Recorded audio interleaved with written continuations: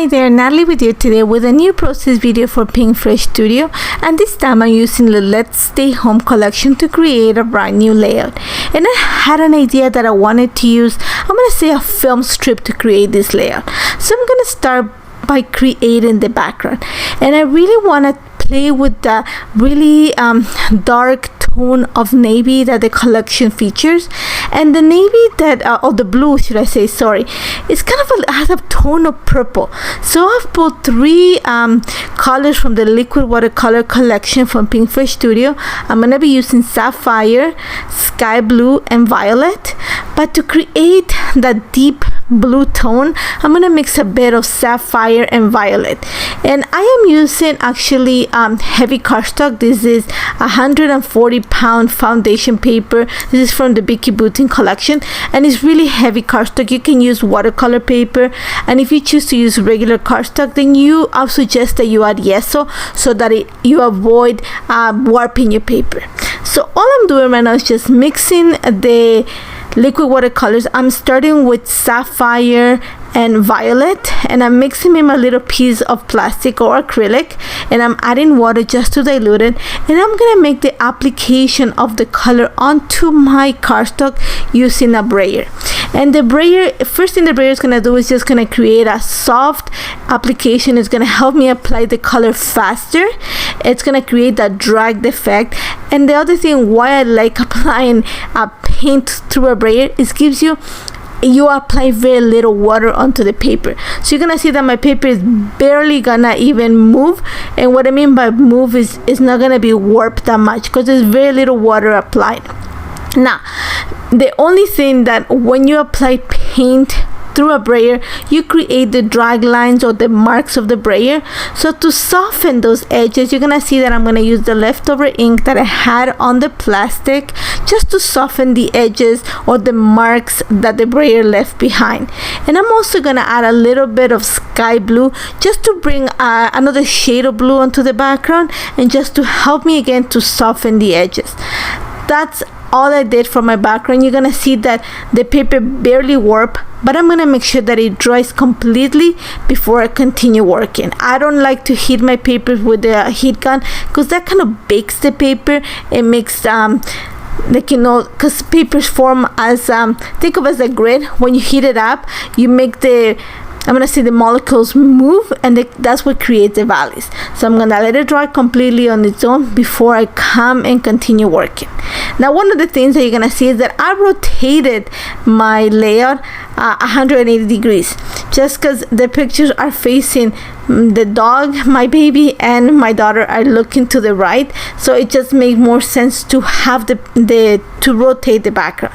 So what I'm gonna do right now is bring a little bit of more interest onto the background, and for that I'm gonna use the rubber stamp. This is the Floral Diamond, and I'm using Sapphire Crisp ink. That's one of the products from Pinkfresh Studio, and you're gonna see that I'm actually gonna create the impression onto the background. I'm just adding enough ink just to the center of the stamp. I don't want the entire image. I want to have just like a broken image onto the background, and you're gonna see that in some areas it looks like double stamping. I'm okay, my picture is gonna cover that. I just want to have those edges, and I also extended it a bit to the right because I know that once I put the picture I need something to show on the right. And I'm also gonna add a little bit onto the right corner or the right side of the layout just so I can connect something in between. I'm thinking my title is gonna go there. Now, one of the things that I wanted to use on this layout was florals, but I wanted to bring something really neutral. So I went out of camera and used the Keep Going stamp and die set to create all those florals. I just stamped them with black crisp ink, the same thing from Pinkfresh Studio, and I just die cutted them.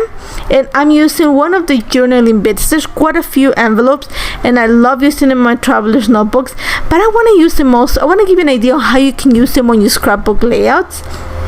So I'm actually gonna use it to kind of have the florals coming out of the envelope. But before I put everything together, I'm actually gonna create or give the picture a few layers. And for that, I want to bring some color because there's a lot of blue on the background. So I'm gonna bring a little bit of yellow, a little bit of red, and pink. For that, I'm using pieces of paper from the Kind Hearts. That's the mustard kind of rhomboid paper. I'm actually gonna bring a bit of the Better Things Ahead, and that's the one that has those rainbow squares.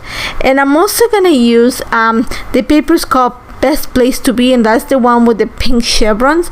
But once I was gonna cut it from the big piece of paper, I realized that you're gonna get a lot of white space. So my choice was to go to the 6x6 paper pack and just use the same paper in a smaller scale. It's gonna give you a little bit more of the pink that I'm trying to add on to this layout. So I'm just gonna cut a strip and attach it behind the envelope. I added a little bit of foam adhesive underneath the picture just to make it like kind of pop from the envelope. And one of the things that I don't think if you saw it is that when I glue the picture onto the envelope, I'm not going to glue it completely until I don't put my florals in place. That way I can lift the picture and add things behind it. So one of my ideas is that I want to have the florals coming from the pocket, but I don't want to cover the pocket completely. So I could have added quite a bit of florals and cover it, and I don't do that. I'm just gonna add one or two. I'm gonna add a few to the left of the picture strips, just so that, like, you know, it has the idea. Think of it as the florals being fireworks behind the picture. I'm gonna add a few to the right hand side of the picture, and that's coming off the envelope, but I'm not gonna cover the entire pocket. I wanna see that soft edge so that I know that it was a pocket. And all I'm doing right now, you're gonna see that I'm adding a little piece of foam adhesive behind the florals, but I'm not gluing it in place. I'm not peeling off the sticker until I have everything in place and I'm happy with what everything looks like. Now you're gonna see that when I was working with everything to set up my layout, I found this little sentiment that said Homemade Memories, and I thought that was the perfect title. And that's why I created those little pieces with the Floral Diamond kind of pointing towards that center space. But once I put it down, I realized that I need to bring a little bit of the mixed media that I added behind the envelope to the right hand side, where I added a little bit of the stamping. So I'm bringing a little bit of the sky blue liquid watercolor. I'm just diluting it with a bit of water, and I'm just gonna kind of paint it on top of the little piece of stamping that I have there. And I'm okay if the stamp kind of gets like softened, it kind of runny. I actually like the look of that, and I'm actually gonna extend also right on the right of the envelope underneath those florals, just to help like soften the stretch the watercolor and soften the detail of the stamping. Once that's ready, I can actually start assembling everything and putting everything in place. So one of the things that I am actually gonna do is while everything dries, I'm gonna build one of the bows.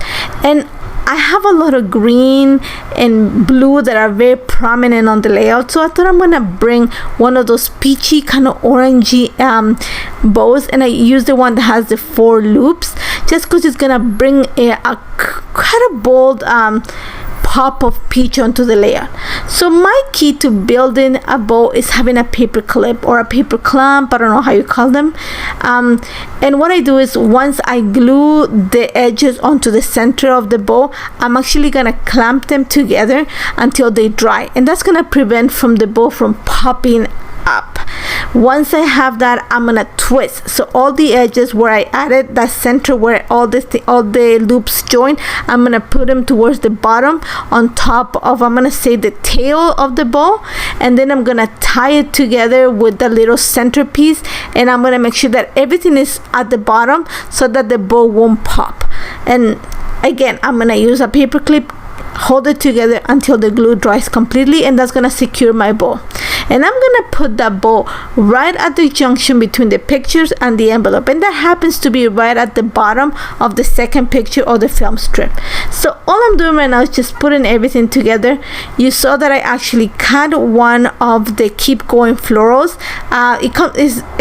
The image comprises of 2 flowers, so I cut the bottom one and I'm actually gonna glue it underneath the envelope. That's gonna bulk up the cluster, and then I'm gonna use the top floral with the little branch coming off in that right area where I added a little bit of mixed media, and that's just gonna create the perfect spot for my title. Now, one of the things that I realized at this point is that I need to add a little bit more color onto the right of my layout.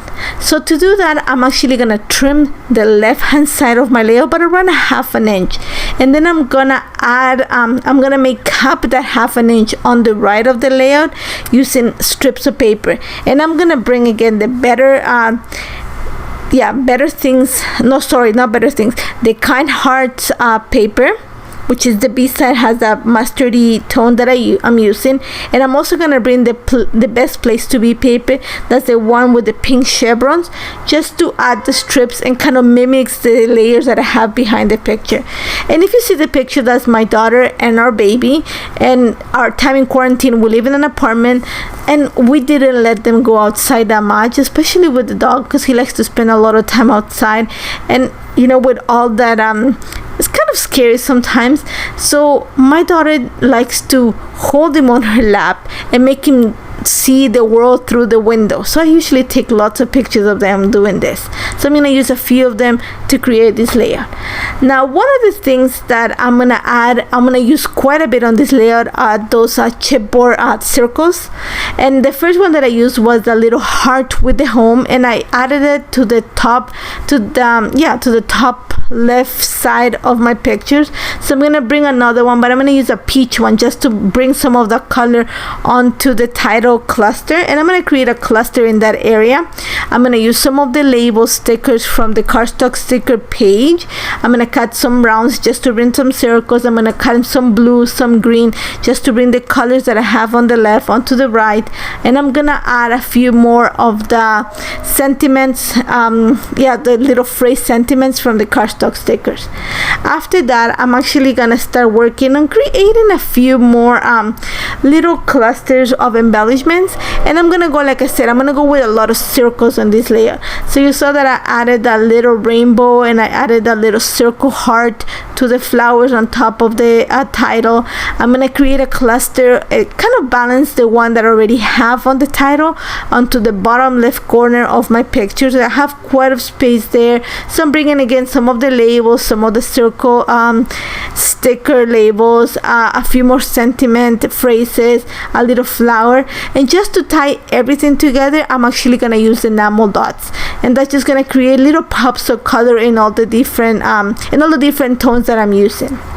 Now I have plenty of space to add my lines or journal right underneath the title, and you're gonna see that I'm just gonna draw lines with pencil, and I'm gonna take it actually off screen to write all about the story. And like I said, the story is about how much my daughter loves the dog, and she will actually carry him and show him the world from a totally different point of view than what he will see. After I have that, one of the things that I love adding to my layouts is stamp sentiments, and I actually pulled out the Just Because stamp set just because it has these beautiful sentiments in it. So I am going to use sapphire ink again. This is one of the crisp inks from the Pink Fresh Studio collection, and I'm gonna stamp sentiments around the clusters that I have on the layout. So you're gonna see that I'm actually gonna stamp a first, second, and third generation, and what that means is that I am actually gonna add ink and stamp it twice onto my layout, and then I'm gonna repeat stamping until it fades completely the ink. So that's just gonna add a bit more interest onto the background. It creates a faded effect that I'm looking for, and I love how this turned out. Honestly, this layout, I had a faint idea what I wanted to create. I knew that I wanted a column of color, I wanted a film strip, but then the rest just came together quite naturally and organically, and I love how this turned out. I love the combination of the colors. I love using the pocket, and I hope it actually inspires you to use some of these on a project of your own. Remember that you can find all the materials that I used in the Pink Fresh Studio shop. If you have any questions about this, don't hesitate to contact me, and don't forget to subscribe to the channel. There's always tons of content being added here. Thank you so much, and take care, guys.